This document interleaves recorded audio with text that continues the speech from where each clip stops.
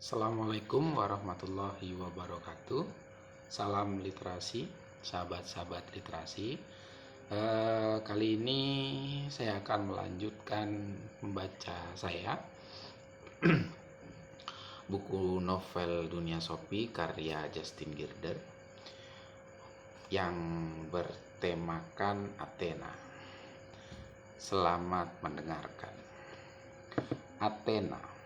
Beberapa bangunan tinggi bangkit dari reruntuhan. Senja itu, Ibu Sophie mengunjungi seorang teman. Begitu dia keluar rumah, Sophie mendatangi taman dan pergi ke sarangnya. Di sana, dia menemukan sebuah paket tebal di samping kaleng kue besar. Sophie menyobeknya hingga terbuka. Sebuah kaset video. Dia berlari kembali ke rumah. Sebuah kaset video bagaimana bisa sang filosof tahu mereka mempunyai VCR dan apa yang ada di dalam kaset itu.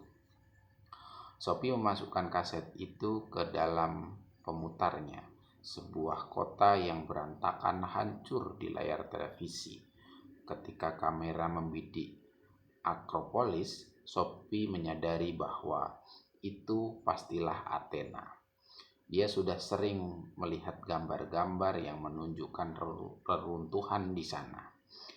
Itu adalah rekaman langsung.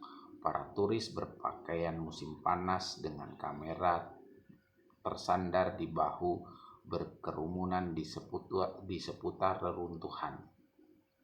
Salah seorang di antara mereka tampak seperti menenteng sebuah papan pengumuman. Itu lagi. Tidakkah itu berbunyi Hilde? Setelah 1-2 menit, tampak gambar close up.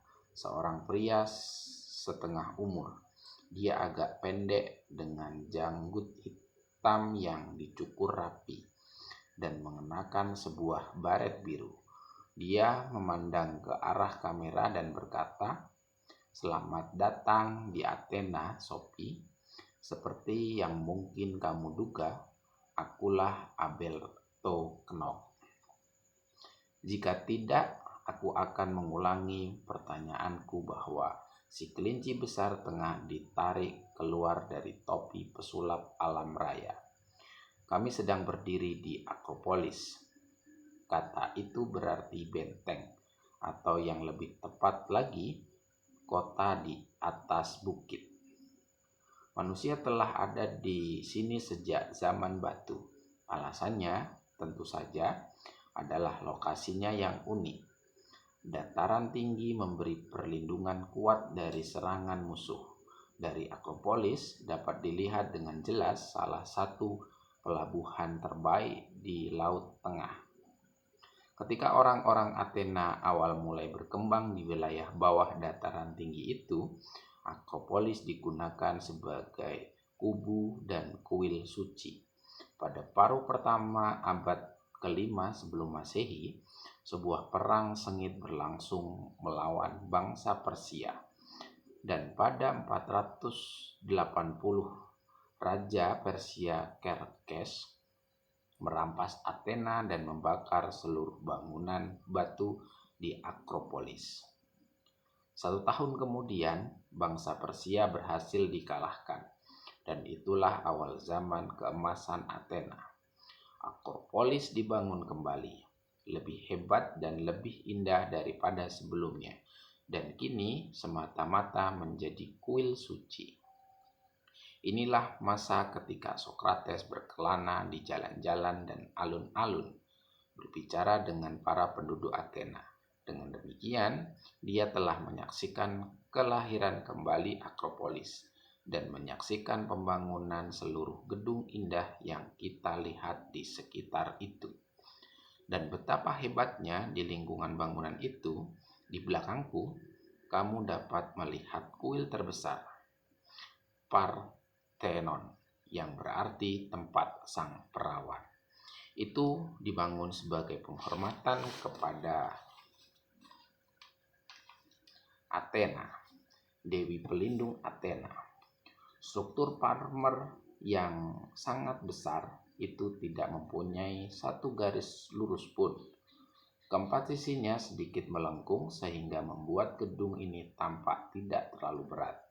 Lepas dari dimensi-dimensinya yang kolosal, ia memberi kesan ringan. Dengan kata lain, ia memberi ilusi optis.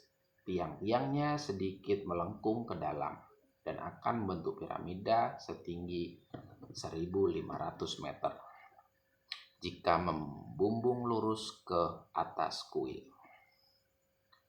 Kuil itu tidak berisi apa-apa kecuali sebuah patung Athena setinggi 12 meter. Marmer putihnya yang pada masa itu dilukis dengan warna-warna yang cemerlang dikirimkan ke sini dari sebuah gunung sejauh 6 km. Sophie duduk ketakutan. Apakah ini benar-benar sang filosof yang sedang berbicara dengannya? Dia pernah melihat profilnya sekali itu dalam kegelapan. Mungkinkah itu orang yang sama yang kini berdiri di Akropolis di Athena? Pria itu mulai berjalan sepanjang kuil dan kamera mengikutinya. Dia berjalan tepat ke ujung teras dan menunjuk ke arah pemandangan di depan. Kamera memusatkan pandangan pada sebuah teater yang terletak di bawah dataran tinggi Akropolis. Di sana kamu bisa melihat teater Dionysos kuno. Lanjut pria dengan baret itu. Ini barangkali teater paling tua di Eropa. Disinilah tragedi-tragedi besar di Aeschylus, Sophocles, dan Euripides ditampilkan pada zaman Socrates. Sebelumnya, aku pernah menyebut-nyebut Raja Oedipus yang bernasib buruk, tragedi mengenainya. Oleh Sophocles pertama kali ditampilkan di sini, tapi mereka juga memainkan komedi. Penulis komedi terbaik adalah Aristophanes, yang juga menulis komedi balas dendam mengenai Socrates sebagai badut Athena. Tepat di belakang, kamu dapat melihat tembok batu yang digunakan para aktor sebagai latar belakang. Itu disebut skene dan merupakan asal-usul dari kata bahasa Inggris scenes. Secara kebetulan, kata teater berasal dari sebuah kata kuno Yunani yang berarti melihat. Tapi kita harus kembali kepada para filosof. Sophie, kita akan berkeliling Parthenon dan turun melalui gerbang. Pria kecil itu berjalan di sekeliling kuil besar dan melewati beberapa kuil yang lebih kecil di sebelah kanan, lalu dia mulai menuruni beberapa anak tangga di antara beberapa tiang tinggi. Ketika dia sampai di kaki Akropolis, dia mendaki sebuah bukit kecil dan menunjuk ke arah Athena. Bukit tempat kami berdiri dinamakan Areopagos. Disinilah pengadilan tinggi memberikan putusan dalam sidang-sidang pembunuhan. Beratus-ratus tahun kemudian, St. Paulus berdiri di sini dan berkhutbah mengenai Yesus dan agama Kristen kepada orang-orang Athena. Kita akan kembali pada apa yang dikatakan di sini dalam kesempatan lain. Di sebelah kiri, kamu dapat melihat reruntuhan lapangan kota tua di Athena, Agora, dengan pengecualian kuil besar Hephaestos, dewa para pandai besi dan pekerja logam. Hanya beberapa balok marmer yang berhasil dilestarikan. Mari kita ke bawah. Saat berikutnya, dia muncul di antara reruntuhan kuno, jauh tinggi di kaki langit, di puncak layar Sophie. Menjulang kuil Athena yang monumental di Akropolis. Guru filsafatnya telah duduk di atas salah satu balok marmer. Dia memandang ke arah kamera dan berkata, "Kami duduk di agora kuno di Athena.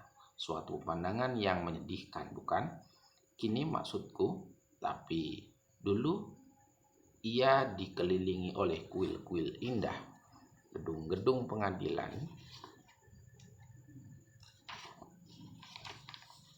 dan kantor-kantor publik lainnya, toko-toko, sebuah gedung konser, dan bahkan sebuah bangunan olahraga yang besar. Semuanya terletak di seputar alun-alun yang merupakan sebuah ruang terbuka yang sangat luas. Seluruh peradaban Eropa diawali di daerah sederhana ini. Kata-kata seperti politik dan demokrasi, ekonomi dan sejarah, biologi dan fisika, matematika dan logika, teologi dan filsafat, etika dan psikologi, teori dan metode, ide dan sistem, semuanya berasal dari populasi kecil yang kehidupan sehari-harinya terpusat di alun-alun ini. Disinilah Sokrates melewatkan sebagian besar waktunya berbicara dengan orang-orang yang ditemuinya. Dia mungkin pernah menghentikan seorang Buddha yang sedang membawa toples minyak zaitun untuk mengajaknya bercakap-cakap dan menanyakan kepada orang yang sedang sial itu sebuah pertanyaan filosofis. Sebab Sokrates beranggapan bahwa seorang Buddha mempunyai akal sehat yang sama dengan seorang pria terhormat. Barangkali dia sedang terlibat dalam pertengkaran seru dengan salah seorang warga negara, atau dalam pembicaraan lebih lembut dengan muridnya yang masih muda, Plato. Sungguh luar biasa kalau dibayangkan. Kita masih berbicara tentang filsafat Sokrates atau Plato, tapi menjadi Plato atau Sokrates yang sebenarnya tentu lain soal. Sophie memang beranggapan itu luar biasa, namun menurutnya sama luar biasanya cara sang filosof tiba-tiba berbicara kepadanya dalam sebuah pita video yang telah dibawa ke tempat persembunyiannya di taman oleh seekor anjing misterius. Sang filosof bangkit dari balok, memamerkan yang didudukinya dan berkata perlahan, "Memang sebelumnya aku niatkan untuk membiarkan begitu saja, Sophie. Aku ingin kamu melihat Akropolis dan sisa-sisa agora kuno di Athena. Tapi aku belum yakin kalau kamu telah menangkap betapa indahnya lingkungan di sini dulu. Maka aku tergoda untuk melangkah sedikit lebih jauh. Sangat tidak biasa tentu saja. Tapi aku yakin kita dapat merahasiakan ini. Nah, bagaimanapun selintas pandangan sudah cukup memadai." Dia tidak berbicara lagi, tetapi tetap berdiri di sana lama, memandang ke arah kamera. Tiba-tiba, beberapa gedung tinggi bangkit dari reruntuhan. Seakan-akan dengan kekuatan sihir, seluruh gedung itu sekali lagi berdiri. Di atas kaki langit, Sophie masih dapat melihat Akropolis, tetapi kini bangunan itu dan seluruh gedung di lapangan tampak baru. Semuanya dilapisi emas dan dicat dengan warna-warni keberkilauan. Orang-orang berpakaian meriah berjalan-jalan di seputar alun-alun. Sebagian menyandang pedang dan yang lain menyunggi kendi di kepala. Dan salah seorang di antara mereka menggepit segulung lontar di bawah lengannya. Selanjutnya, Sophie mengenali guru filsafatnya. Dia masih mengenakan baret biru, tapi kini pakaian tunik kuning dengan gaya yang sama seperti semua orang lain di situ. Dia mendatangi Sophie, memandang ke arah kamera dan berkata, "Ini lebih baik. Kini kita berada di Athena zaman kuno, Sophie. Aku ingin kamu datang ke sini. Kita berada di tahun 402 sebelum Masehi, hanya 3 tahun sebelum Sokrates meninggal. Aku harap kamu menghargai kunjungan eksklusif ini, sebab sangat sulit untuk menyewa sebuah kamera video."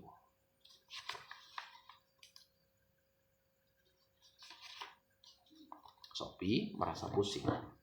Bagaimana bisa orang yang aneh ini berada di Athena 2400 tahun yang lalu? Bagaimana bisa dia menyaksikan sebuah film video dari suatu zaman yang sama sekali berbeda? Tidak ada video zaman kuno, jadi mungkinkah ini sebuah film? Tapi semua gedung marmer itu tampak nyata. Jika mereka telah membangun kembali seluruh alun-alun kuno di Athena itu dan juga Akropolis hanya demi sebuah film, adegan itu pasti benar besar sekali biayanya. Bagaimanapun, harga itu akan terlalu mahal jika hanya untuk mengajari Sophie tentang Athena. Pria berbaret itu mendongak kembali ke arah Sophie. Apakah kamu melihat kedua pria di sana di bawah barisan tiang penopang atap? Sophie melihat seorang pria tua dengan tunik kusut.